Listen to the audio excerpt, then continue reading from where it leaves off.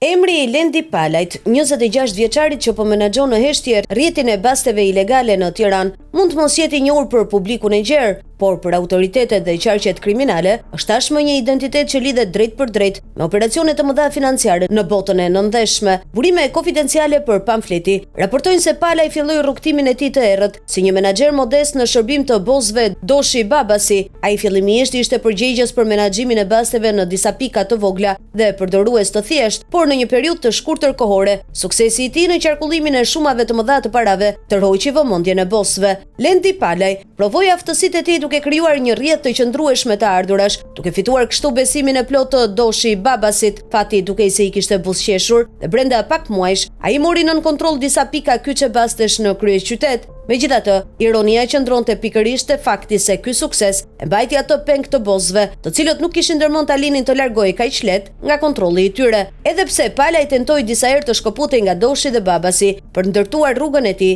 tentativa e tij dështoi pasi shefat e tij nuk donin të humbisnin një menaxher kaq efektiv. Në këto kushte, ai vendosi të krijojë një linjë tjetër bastesh me emrin CR7, që do të ishte më e kontrolluar nga vetë ai, ndryshe nga linja 333, e cila ishte e lidhur ngushtë me Doshi Babasin. Burime nga shërbimet inteligjente raportojnë se çdo muaj Palaj lëviz çanta të zeza me para tek bosët e tij, si pjesë e marrëveshjes së heshtur për të mbajtur këtë sistem në funksion. Ai ka krijuar një strukturë të qartë operative, duke kontraktuar të fortët e lagjes për të mbledhur borxhet e lojtarëve. Këta persona shpërblehen me 20-30% të shumave që arrin të mbledhin. Për të fshehur gjurmët, Palaj përdor platforma ilegale online bastesh, VPN të centralizuar dhe pagesa cash ose në kriptovaluta, duke shmangur çdo kontroll nga autoritetet. Ndërsa autoritetet vazhdojnë të heshtin, ky aktivitet kriminal financon në mënyrë indirekte blerjen e votave për Partinë Socialdemokrate të Tom Doshit. Fondet e mbledhura nga rrjeti i basteve ilegale përdoren sistematikisht për bler vota në zona si Tiranë, Durrës, Shkodër, Kukës dhe Dibër. Skema e blerjes së votës realizohet nga koordinatorët lokal të PSD,